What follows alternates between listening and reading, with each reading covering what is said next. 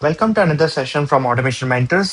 मेरा नाम है अंकुर मालविया और आज हम इस पर्टिकुलर सेशन में मैट्रिक्स के दूसरे प्रॉब्लम को सॉल्व करेंगे जिसमें हमें कॉलम वाइज सम को फाइंड करना है। तो जैसे कि आप स्क्रीन पे देख सकते हैं कि हमारे पास एक मैट्रिक्स है जिसका जो साइज है 4x4 है। What is this mean?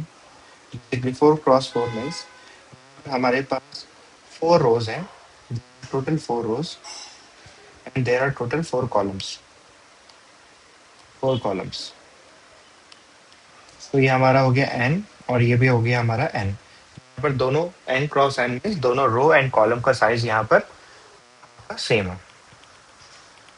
Okay, तो क्वेश्चन ये है कि हमें यहाँ पर कॉलम वाइज हमें इसका सम निकालना है। कॉलम वाइज सम निकालना है मतलब इसका मीनिंग ये है कि हमें इसका जो कैलकुलेशन करते समय कॉलम वाइज यहाँ पर एडिशन करना है, मतलब इस डायरेक्शन में हमें एडिशन करना है और उसको हमें एक आउटपुट लिस्ट में सेव करना है। तो मतलब अगर हम इसको सम करें, इसका पर्टिकुलर सम करें, तो वो मिलेगा 1 + 5 is 6, 6 + 9 is 15, एंड 15 + 13 is 28। सो यहाँ पर जो कॉलम वाइज सम होगा, उनका जो सम होगा 28।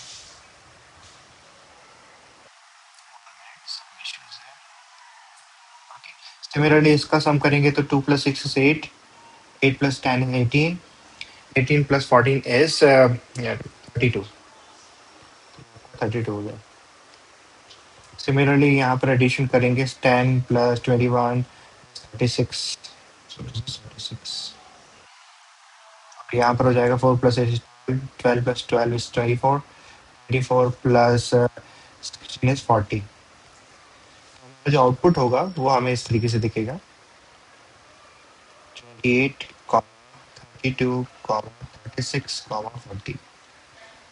अगर मैंने मैनुअल कैलकुलेशन सही किया तो ये हमें output मिलेगा। अब इसको सॉल्व कैसे करें? प्रोसेस बिल्कुल वही होगा जैसे हमने रो वाइज सम किया था, बट यहाँ पर एक छोटा सा लॉजिक में चेंज आएगा। लॉजिक बता देता हूँ आपको। बाकी there will be not not so much changes. बहुत आसानी से हम इसको सॉल्व कर सकते हैं। Right it.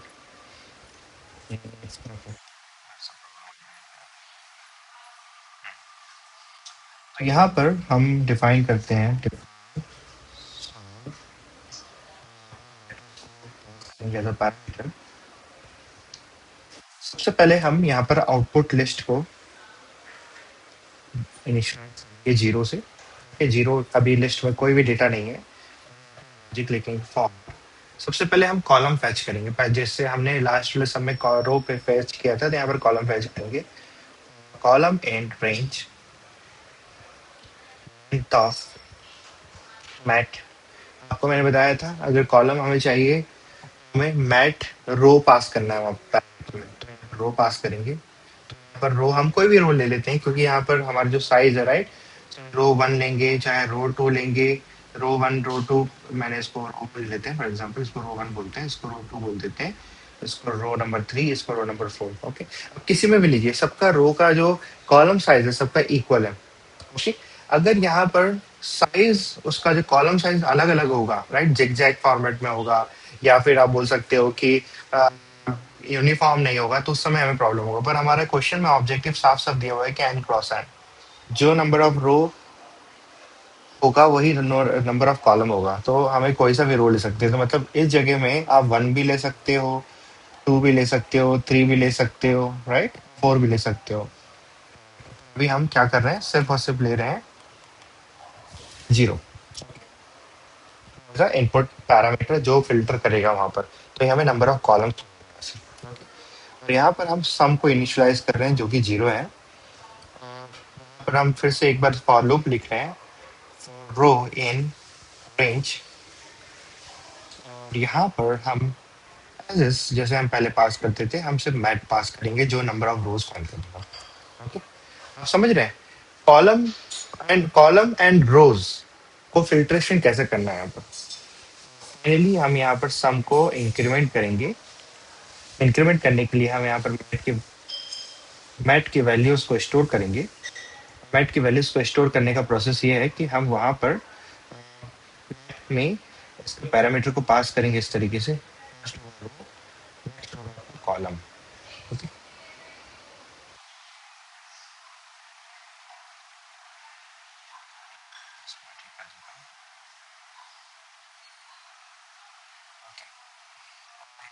आउटपुट को प्रिंट करेंगे।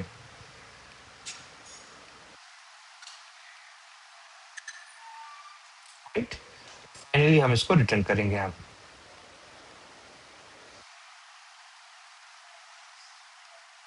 चल मैं इसको क्लियर समझाता हूँ क्या किया है हमने। तो सबसे पहले अगर आप देखोगे, सबसे पहले हमने यहाँ पर इनिशियलाइज किया है, एक एम्प्टी लिस्ट को इनिशियलाइज किया आउटपुट नाम से। फिर यहाँ पर नेक्स्ट में हमने लूप निकाला, लूप बनाया जो हमें क्या रिटर्न कर रहा है, नंबर ऑफ कॉलम्स। ओके, फिर सम को इनिशियलाइज किया है।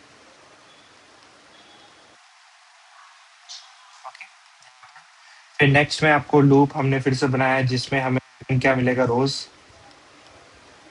फाइनली यहाँ पर सम को इंक्रीमेंट कर रहे हैं one by one by one.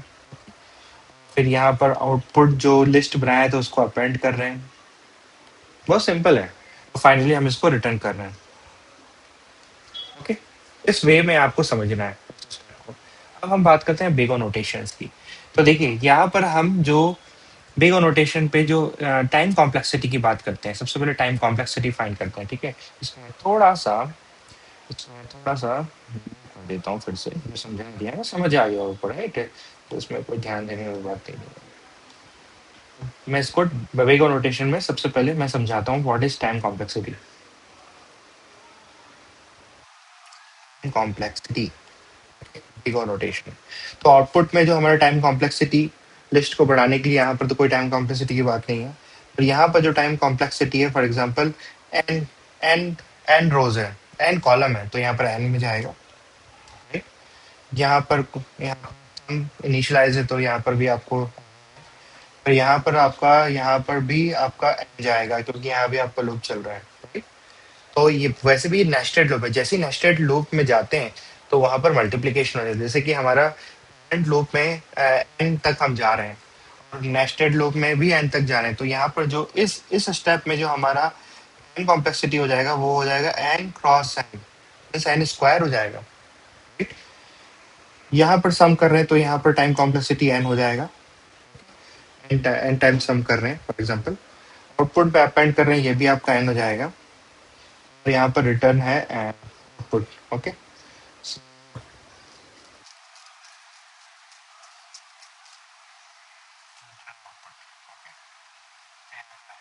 तो इसका जो टोटल सम हो जाएगा वो टाइम कॉम्प्लेक्सिटी हो जाएगा एन स्क्वायर। तो इसको हम इग्नोर कर देंगे क्योंकि हमारे पास एन, तो जो टाइम कॉम्प्लेक्सिटी है वहां पर जो मैक्सिमम मिल रहा है एन स्क्वायर, जो कि एक एक एक्सेप्टेबल नहीं है, राइट। पर क्योंकि हमने फॉर्मूला इस तरीके से लिखा हुआ है तो वो उसके कारण यहाँ पर इस टाइम कॉम्प्लेक्सिटी को हमें देखने लेना ही पड़ेगा। ओके, हम एज्यूम करते हैं कि इसमें स्पेस कॉम्प्लेक्सिटी क्या हो रहा है। तो सबसे पहले इस जगह जो स्पेस यूज हो रही है, आई एग्री कि स्पेस बहुत सारी यूज हो सकती है आने वाले समय में, इसलिए इसका वन ले लेते हैं, राइट। ओके, ले लेते हैं। सेम चीज अगर इसको देखोगे, स्पेस कॉम्प्लेक्सिटी रिटर्न भी हो रहा है यहाँ पर, मतलब यहाँ पर जो चीज रिटर्न हो रहा है तो उसको हम कंसिडर नहीं करते हैं स्पेस कॉम्प्लेक्सिटी में, क्योंकि हो सकता है वो जो स्पेसेस एन एन ऑब्जेक्ट के लिए एन स्पेसेस यूज हो गया आउटपुट में, पर हम वो रिटर्न कर दे रहे हैं तो उसका यूटिलाइजेशन ही नहीं है। पर यहाँ पर जो स्पेस कॉम्प्लेक्सिटी यूज हो रहा है वो ओ वन है, क्योंकि एक एक स्पेसेस यूज हो रहा है। सिमिलरली यहाँ पर वन है और यहाँ पर भी स्पेस कॉम्प्लेक्सिटी वन है, यहाँ पर भी आप वन ही यूज कर रहे हो, कोई एक्स्ट्रा स्पेसेस यूज नहीं कर रहे हो, और यहाँ पर तो जो मैंने बताया वही होगा। तो यहाँ पर जो, अगर आप कंप्लीट देखें तो यहाँ पर जो बिग नोटेशन होगा स्पेस कॉम्प्लेक्सिटी का वो है वन। ओके, तो यहाँ पर जो फाइनल स्पेस टाइम कॉम्प्लेक्सिटी हमें मिल रहा है, जैसे मैंने बताया आपको, बिग ओ नोटेशन का एन स्क्वायर मिल रहा है हमें, और स्पेस कॉम्प्लेक्सिटी हमें मिल रहा है कांस्टेंट। तो ये इसका फाइनल बोल सकते हो कि बिग ओ नोटेशन इसका इस एल्गोरिथम का है। अगर आप इसको और ऑप्टिमाइज कर पाए तो बहुत अच्छी बात है, पर मेरे अकॉर्डिंग मैट्रिसेस के क्वेश्चंस के लिए हमें टाइम कॉम्प्लेक्सिटी के साथ थोड़ा सा ट्रेड करना ही पड़ेगा। कॉम्प्रोमाइज करना पड़ेगा, जो कि हमें मिल रहा है। Thank you so much for listening my lecture.